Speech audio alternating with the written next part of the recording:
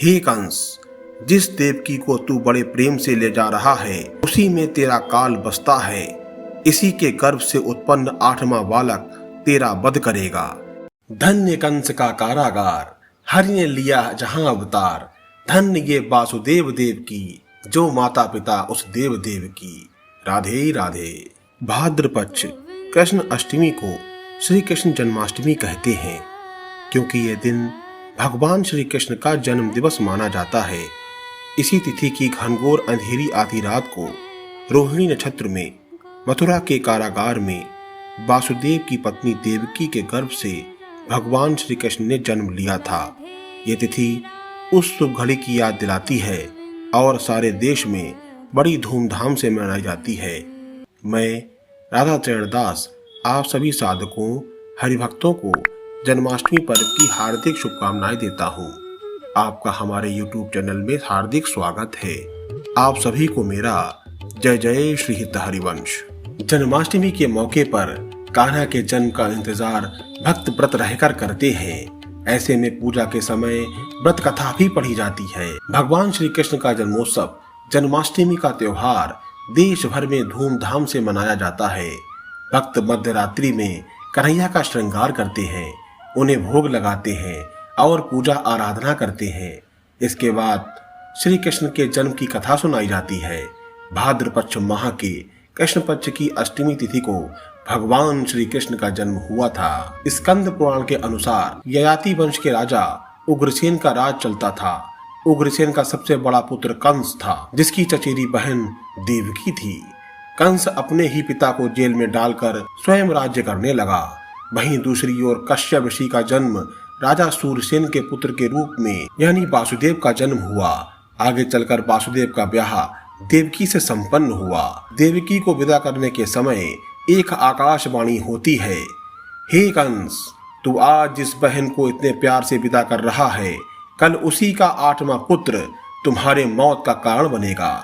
ऐसा सुनते ही कंस देवकी को मारने के लिए हावी हो गया और सैनिकों और वासुदेव के वचन ने ऐसा होने से बचा लिया। वासुदेव सत्यवादी थे। इन्होंने कंस को वचन दिया कि वो अपना 8वां पुत्र तुम्हें सौंप देंगे।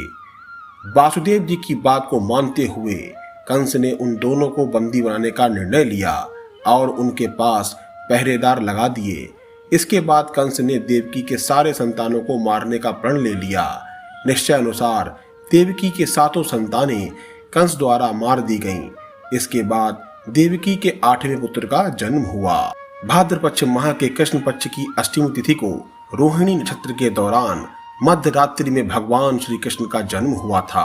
बालक के जन्म लेते ही जेल की कोठरी प्रकाशमय हो गई। साथ ही एक आकाशवाणी सुनाई दी कि तुम बालक को गोकुल में रह रहे नंद बाबा के यहाँ छोड़ आओ और वहाँ एक कन्या का जन्म हुआ है, उसे तुम यहाँ ले आओ। ऐसा सुनते ही वासुदेव की हथकड़ियां खुल गईं।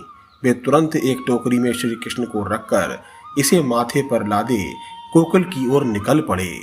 रास्ते में यमुना नदी बाल कृष्ण के चरणों को स्पर्श करने के लिए लालायित थी और उफान पर थी। इसको देख भगवान ने अपने चरणों का स्पर्श स्वयं यमुना जी को प्रदान किया। फिर चरण स्पर्श करते हुए वो पुनः शांत पड़ गईं। इस प्रकार वासुदेव ने अपने पुत्र को यशोदा मैया के बगल में सुलाकर वहां से कन्या लेकर वापस कारागार लौट आए। जेल के दरवाजे अपने आप बंद हो गईं। उनके हाथों में फिर से हथकड़ी लग गई। सारे पहरेदार फिर से सो गए और कन्या के रोने की आवाजें आने लगीं।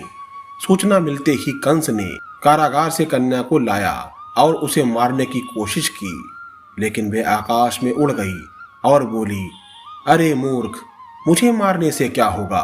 तुझे मारने वाला तो अब पैदा हो चुका है।